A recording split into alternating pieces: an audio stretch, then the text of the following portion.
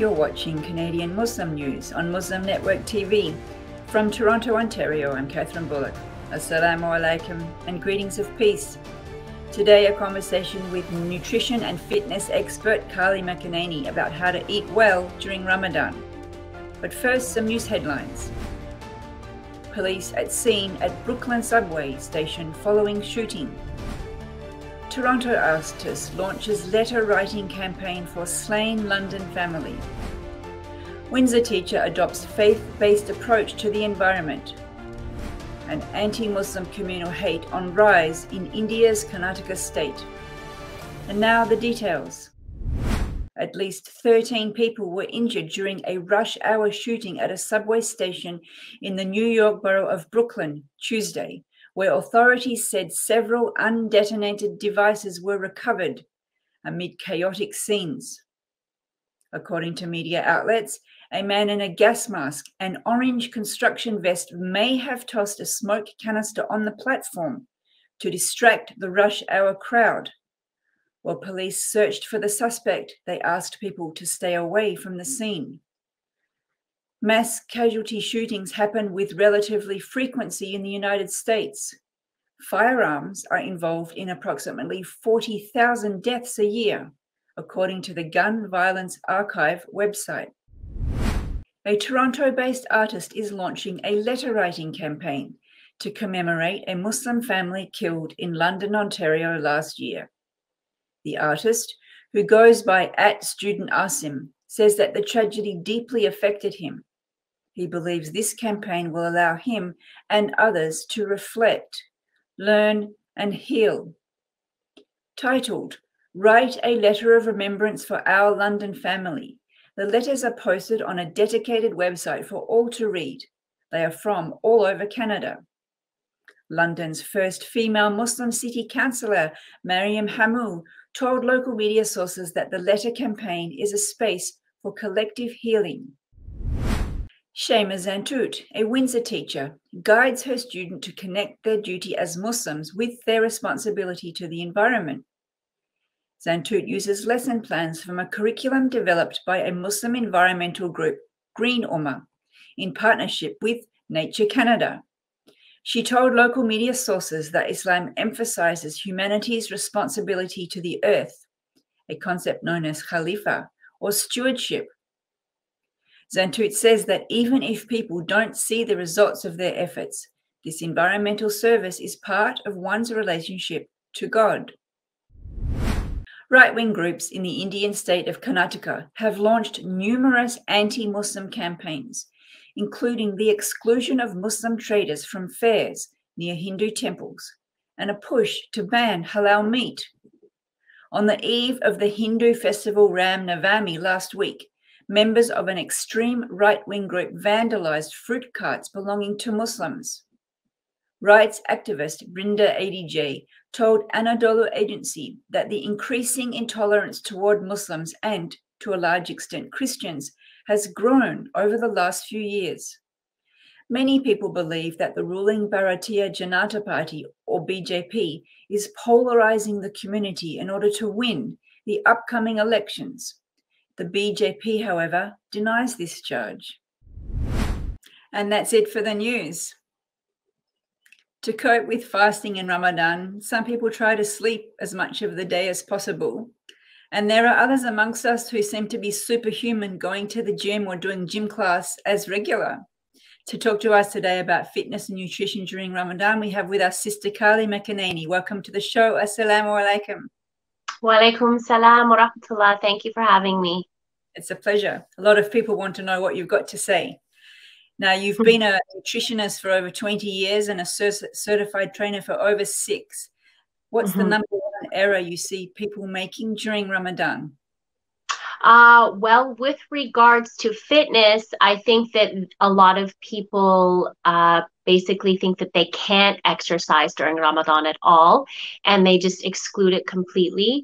And I would say with nutrition, too much of the bad stuff, not enough of the good stuff in general. You know, they're just overeating the wrong foods, and therefore it's sort of counteracting what's going on inside their bodies for the benefits of the physical fasting. So Okay, so those are two very important streams. Maybe we'll take them one by one.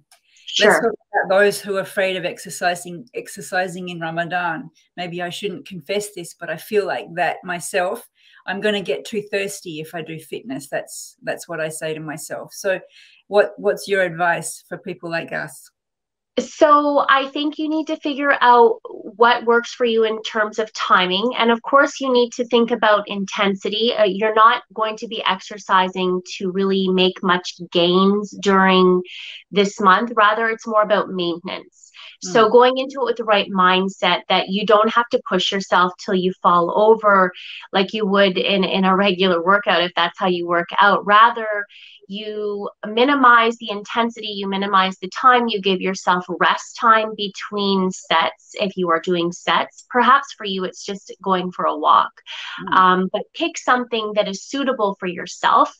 And I would also say that the time of day is also important with regards to when you're doing it. So you have to sort of pick when works for you. For me, a lot of my clients and myself like to train between Asr and Maghrib. That way we know that we will soon be breaking our fast after our workout. And one thing that is extremely important to know for everybody is that it's a miracle of the fasting is that we really do not become dehydrated when we're fasting. Our fat cells actually break down and convert into water throughout our fasting. So for those who are looking to fat burn, don't worry about becoming dehydrated as long as you are eating the right foods in the evening and you are drinking enough water or eating your water, perhaps you will be just fine.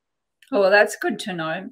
So then that brings us on to this, the second part of what you'd said earlier about eating the wrong foods. And it's true, Right. we have these jokes in the community that the time we eat like the most and the best is during Ramadan, and women spend hours and hours in the kitchen feasts. Yeah. So talk to us about that. So I think that we should just, make Ramadan special. There's no question. But there's ways of making it special, but keeping it healthy. And I think that when it comes to suhoor and iftar time, so the pre-dawn meal and breaking your fast at sunset, I think that first you need to take care of your hydration. First of all, often we overeat because we're thirsty and our brain doesn't signal correctly. So we need to make sure that our hydration is taken care of. This will sort of set yourself up so that you're not overeating. Also, what you're eating needs to be balanced.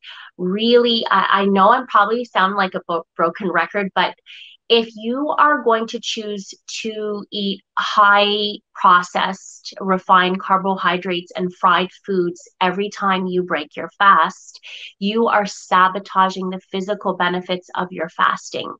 And this is something that we just need to be mindful of. We are here to fast not only for the spiritual reason, of course, this is the highest regard, but physical benefits are there for us to gain from. And Allah wants our bodies to be strong and healthy. Our bodies are amana. So we have to keep in mind to avoid those refined carbohydrates and fried foods. And they're usually high in sodium too, or high in sugar, one of the two. They break down in such a way that we become overloaded with too much salt, too much sugar, and too much of the wrong fat. So fresh food. Some examples of what those wrong foods are before you tell us what the good foods are. If you say high in carbohydrates or high processed, let's make it concrete. Okay, so refined carbohydrates and something that's deep fried. Let's just go with the well-known samosa, the notorious samosa. Okay, it's deep fried. It's covered in pastry that's been made from refined flour, which, once in a while is okay to have a samosa. But when you are accumulating one or two or three, or sometimes people even have more than that, almost every day during your fasting, it is the accumulation that is quite scary. Another example is different cultures make different types of like flatbreads. These two are commonly only used with white flour. So white flour basically breaks down into as sugar in your body. It once it's metabolized, because of all the nutrients are stripped from it. So it becomes very basic and sugar-like. So these are the types of things that we need to be careful. The sweet drinks, the tea, and the milk and the cream in our teas at night as well.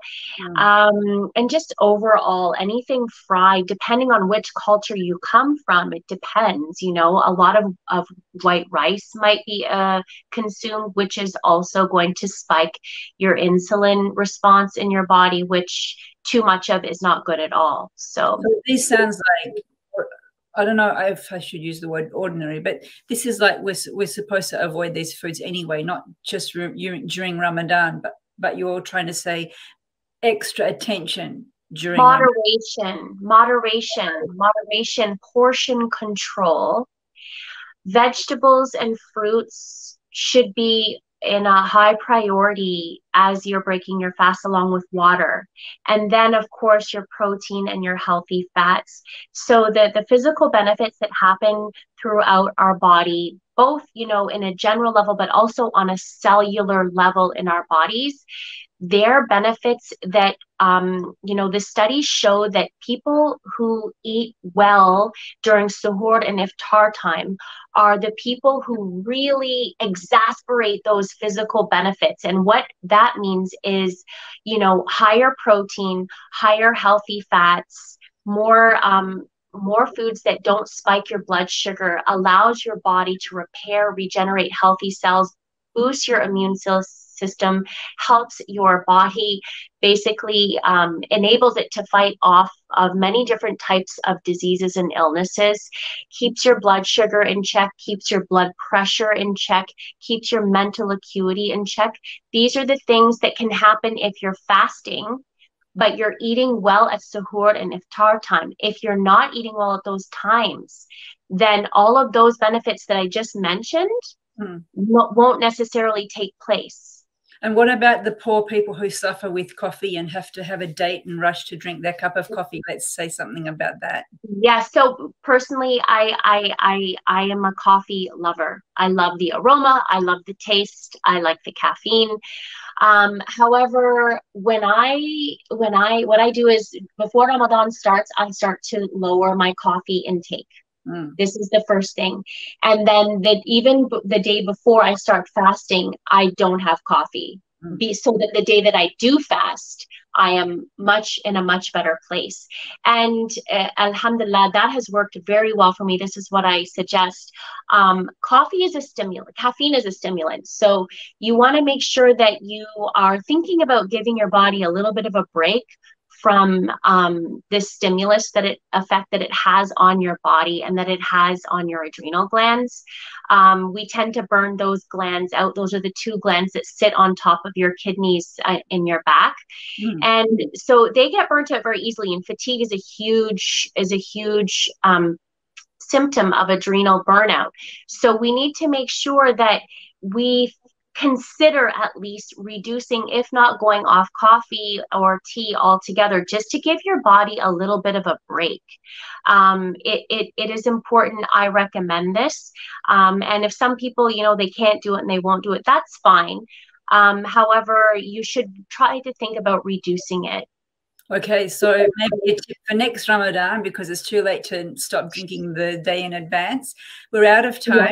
Thank you very much for joining us on the show. You're welcome. Thank you for watching Canadian Muslim News. If you like what we do, please share it, like, and subscribe. Stay safe and God bless.